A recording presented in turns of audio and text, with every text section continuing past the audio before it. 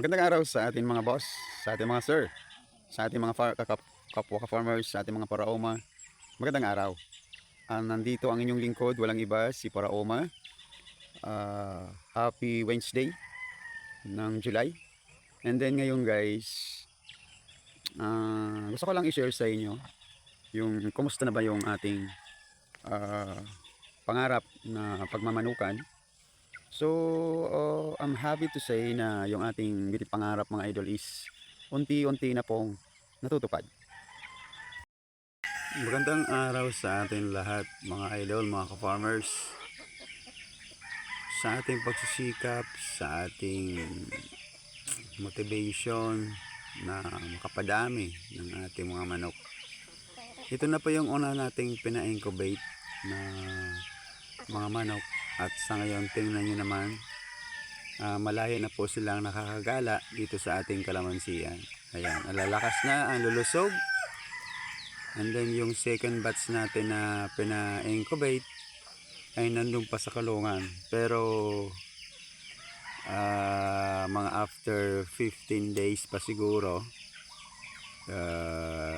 gagayahin ko rin na magi silang ganyan na malaya silang nakakakain ng mga insekto dyan sa ating kalamansiya. So,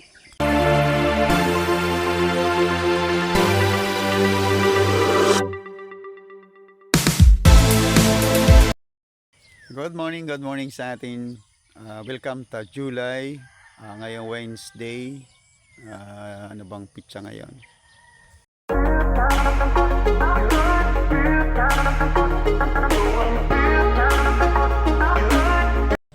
Yun na po guys yung ating update ng ating first batch na in-incubate. Ang gaganda na.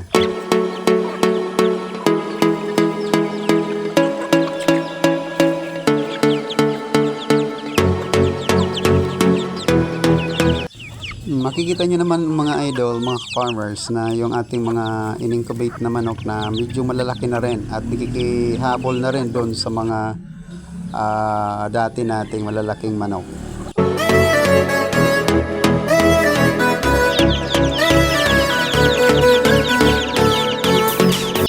At syempre mga idol, ito yung second batch natin na in-incubate. Nasa 410 head at ang lalakas ng lumipad. Pwede na ito next week.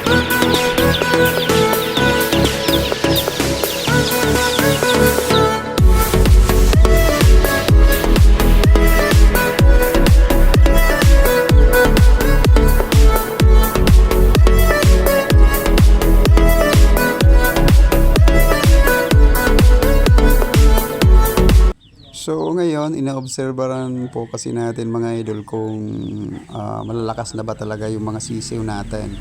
So mayroon pang natirang konti.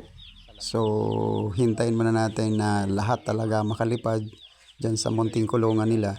Yung ating second batch na pina-incubate, yun makikita natin kung lahat na po yan makalabas. So ready na sila sa ating pre-range chicken na pwede natin pakawalan dyan sa ilalim ng ating kalamansian.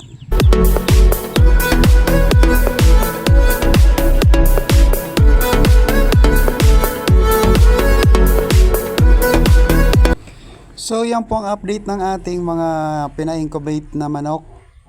Pera pa po dyan yung mga binaba natin tatlong mga inahin.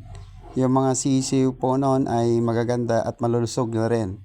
Dalawang klase po kasi ang pagpapadami natin ng mga sisew. Yung isa is incubate na pamamaraan and then yung natural na pamamaraan. Thank you for watching.